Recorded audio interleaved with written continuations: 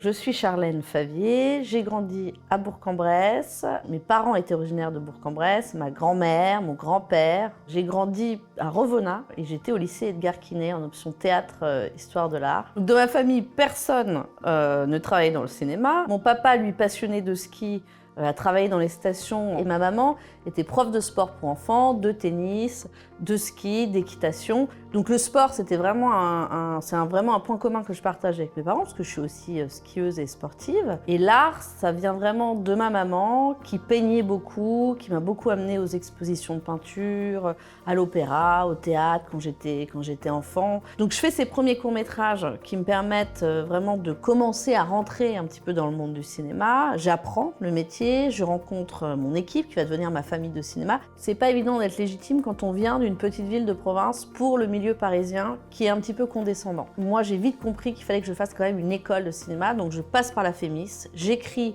c'est là-bas que j'écris le scénario de Slalom, mon premier long métrage, et c'est vrai que je sors avec la carte qui me permet d'être légitime. Slalom, c'est vraiment un film qui, encore une fois, qui me tombe dessus. Enfin, c'est une histoire qui me tombe dessus.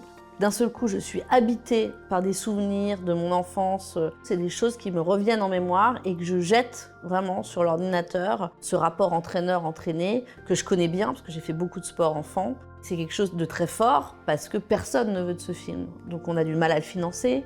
C'est avant MeToo. Moi, je commence l'écriture en 2014. Donc personne ne parle de ces histoires-là. Aujourd'hui, c'est monnaie courante, mais à l'époque, c'est vraiment un sujet qui fait peur. J'ai quelque chose, une intuition très très forte où je m'accroche, je sais que je vais arriver à faire ce film, qu'il faut que je le fasse. Donc je tourne le film en 2019 et en 2020, une fois la post-production terminée, la première sélection, c'est la sélection officielle à Cannes, qui est un peu qui va donner le là en fait à toute la suite du parcours du film, qui va être auréolé d'un succès dans les festivals et dans la presse.